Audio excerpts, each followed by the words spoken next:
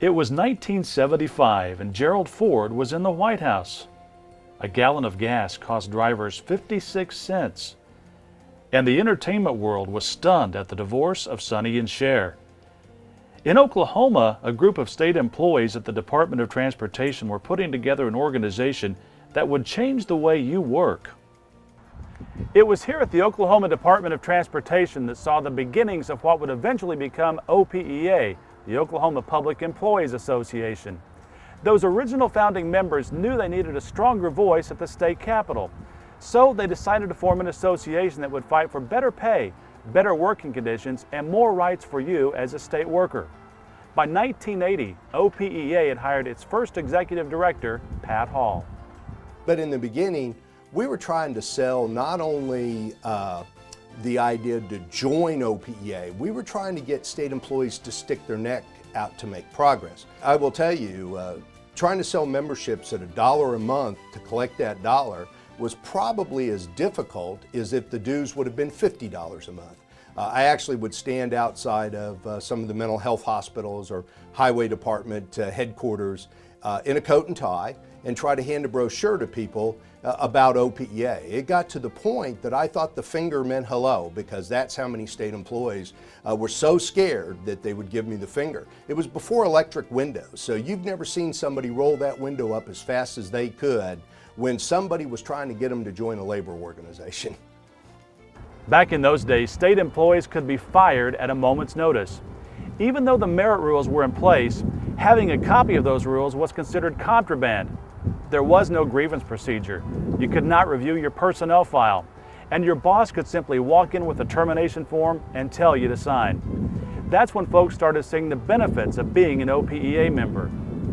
Dixie Jackson and her husband Art were part of the original founding members of OPEA. She says state employment was much different then. There was no longevity program. There were no health insurance stability programs. Insurance changed every year. You had no idea what you were going to wind up with. Time and leave were just kind of at a whim of administrators or supervisors. I think the young employees today take so many things for granted, and I catch myself taking things for granted that we fought so hard for to have in place. So those things can be taken away just as quickly as we fought to get them put in place.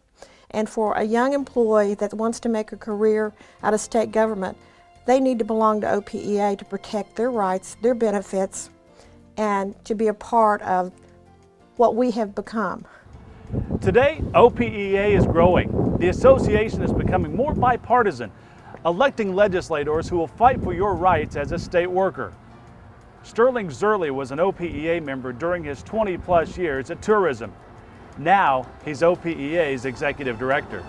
And the thing is older members start to retire, they need to, educate the younger members coming working for the state. They need to let those people know, look, when I first started, we didn't have health insurance, we didn't have longevity pay. And we need to educate those new state employees that is just not a thing that was here when everybody started. It's something we had to fight for as an association, as an employees to get.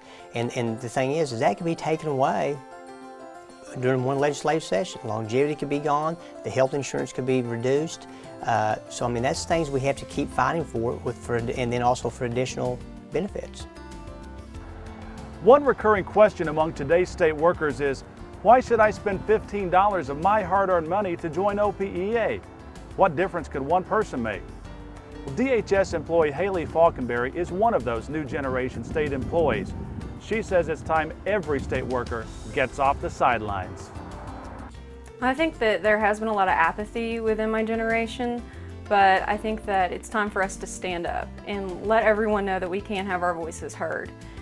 You may only be one person, but when you come together and you're able to put a list of people together to take to the state legislature, you're able to see how many people are willing to voice their opinion and let those legislators know that we're here and we're not going to go away. We want to be heard.